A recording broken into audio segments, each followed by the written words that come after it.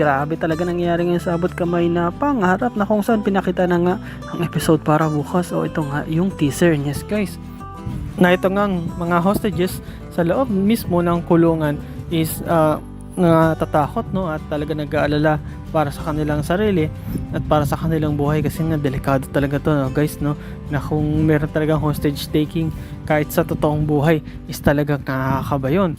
Hindi mo alam kasi kung ano yung nasa isip ng mga nag-hostage sa'yo, o kung nag-hostage na marami sila, lalo kung madami, mahirap kasi yan eh.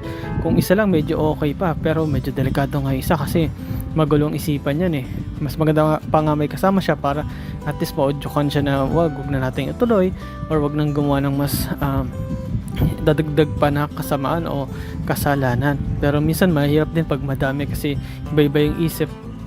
Kung isa gumawa ng mas masamang gagawin sa isang hostage nila, so delikado yun at talagang nakakaba yun sa sitwasyon na yun. At dito nga guys, makita natin na kinakabahan pa sila, kahit nga itong si Moira is natatakot, hindi lang sa kanyang buhay, hindi lang sa mga katabi niya, lalong lalo na dito sa buhay ng anak niya na si Zoe, na kung saan dito nga si Zoe at talagang kung matatandaan ninyo is tinutukan na nga itong si Zoe dahil nga napakarude pa rin ang ugali, no? Nag-aangas-angas pa rin siya dun sa mga hostage taker na pwede niya yun ikamatay. Sabi nga niya, buti na lang inawat ako ni Annalyn at kilala ko ito, kilala ko lolo niya pero ikaw hindi, so anytime pwede kitang barilin, pero dahil ginagalang ko at nirespeto ko si Annalyn is bubuhay na lang kita. At nakita mo talaga na ito ngang si Zoe is talagang tatakot din na nawala yung pagkamaldita niya kahit itong si Moira.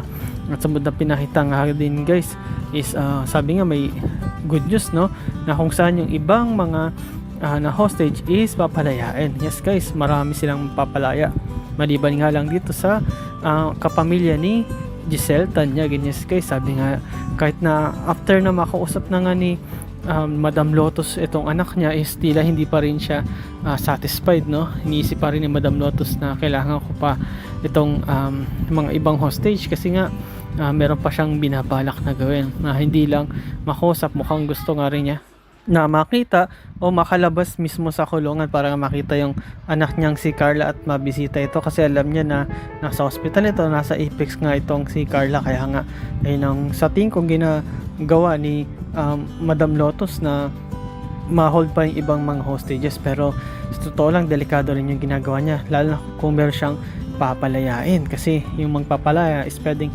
magtawag yan ng ibang re-rescue sa kanila, baka may iba pang dumating na pulis. Pero syempre dahil hostage yan is yung mga pulis is hindi rin yan maggagawa o mag-move ng carelessly o kung ano-ano lang, kasi pag nakanti to nagalit yung mga hostage taker, pwede lang patayin lahat ng mga natitirang hostage nila. Yes guys, kaya nga kapag ganitong sitwasyon is kailangan talaga mapagbigyan mo yung mga ng hostage, kasi yung kadalasan mga nag-hostage is nade-depress yan o may mga problema talaga yan na hindi lang nila kayang ma-resolve o hindi lang sila mapagbigyan, kaya wala silang choice kundi gawin namang hostage para mapagbigyan kung ano man yung gusto nila. At kapag napagbigyan naman sigurado naman susuko na yan.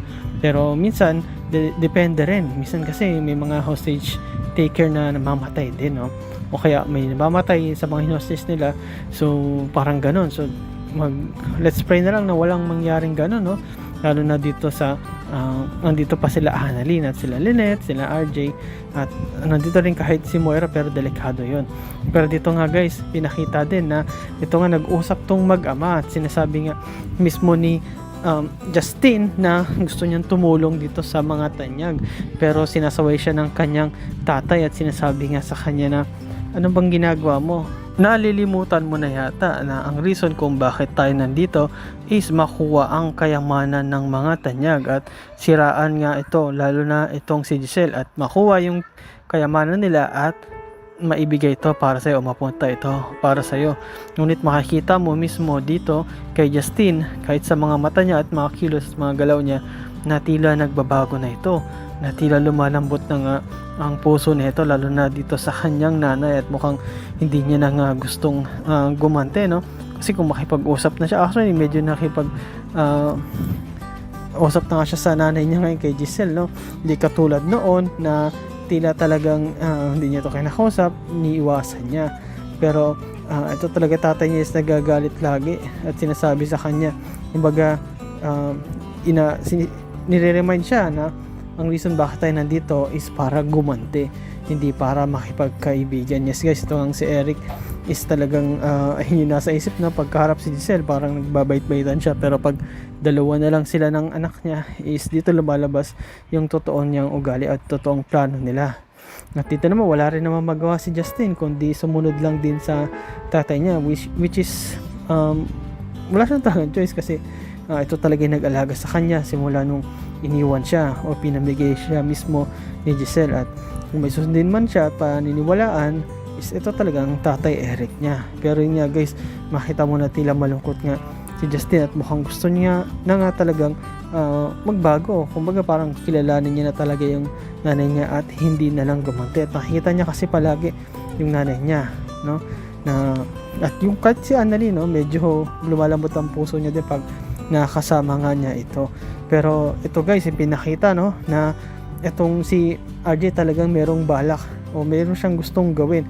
Kasi nga gusto na nga niyang makawala, makaalis sila sa pagka-hostage nila kasi iisip nila na delikado yung buhay nila kahit mag-stay lang sila doon kung paano kung gawin o pag-isipan ng hostage na patayin sila na wala silang kalaban-laban. Kaya nag-iisip nga ito ng paraan kung paano makakaalis. Ngunit itong si Annalyn, itong si Lynette, pinipigilan siya na wag gawin nyo kasi baka mas delikado pa yung mangyari. And then yes guys, dito nga nakakita ng tiyempo itong si RJ na may isang nagbabantay doon na medyo parang inaantok. Kung nakita niya rin yung baril, kaya ang ginawa niya, chinempuhan niya ito at nagmadali siya nung nalingat yung isang bantay at lumapit siya at nakipag-agawan siya. At yung ginawa nga ni RJ is nasuntok niya yung bantay na yun, no, na babae para makuha niya yung baril. Pero napansin agad ito ng isang kasamahan kasi nga medyo nag-iingay din sila at inaawat nga talaga ni Annalyn si RJ, yung tatay niya, kahit tong si Lynette, yung isang